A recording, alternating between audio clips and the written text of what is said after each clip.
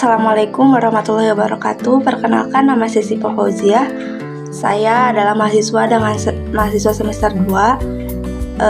Pada video kali ini saya akan menjelaskan tentang isi buku yang berjudul Kelasnya Manusia, Memaksimalkan Fungsi Otak Belajar dengan Manajemen Display Kelas, karya Munif Chatib, dan diterbitkan oleh Kaifa Learning pada tahun 2013. Dengan jumlah halaman 151, buku ini juga membahas tentang seorang guru harus menciptakan suasana kelas yang menyenangkan, efisien, dan juga efektif.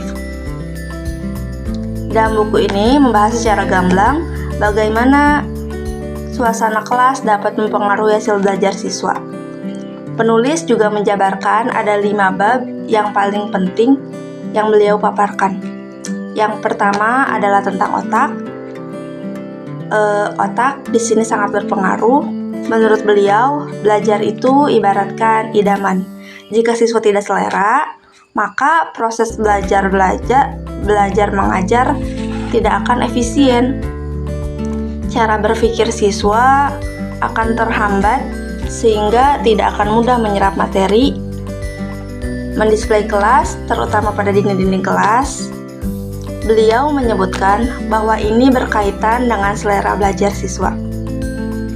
Penulis juga menyebutkan bahwa manusia memiliki otak super, memiliki 3 bagian.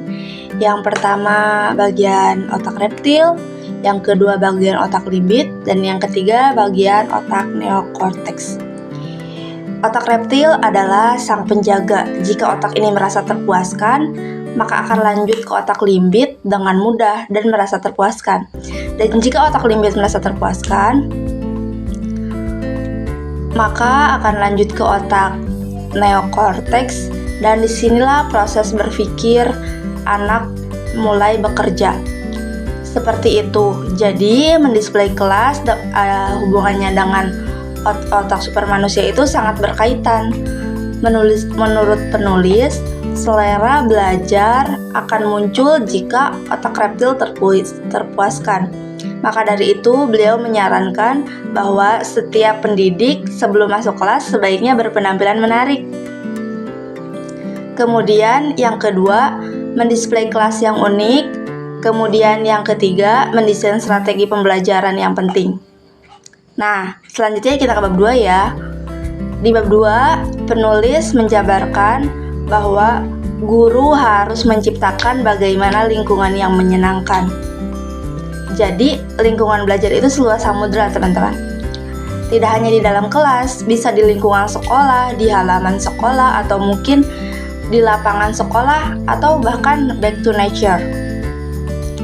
Nah, selanjutnya di bab ketiga, penulis menjabarkan bahwa formasi duduk siswa harus disesuaikan dengan kebutuhan siswa agar menciptakan suasana yang baru, dan kemudian mendesain kelas dengan gambar yang menarik. Contohnya ada di bab keempat. Penulis menemukan berbagai macam cara mendisplay kelas yang apik agar menciptakan suasana belajar yang menyenangkan, teman-teman.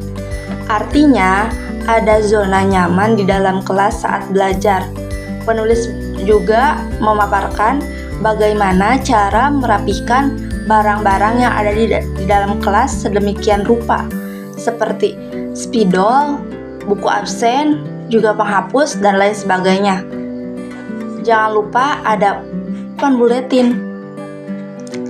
Juga visi misi kelas harus dituangkan di dalam papan buletin tersebut.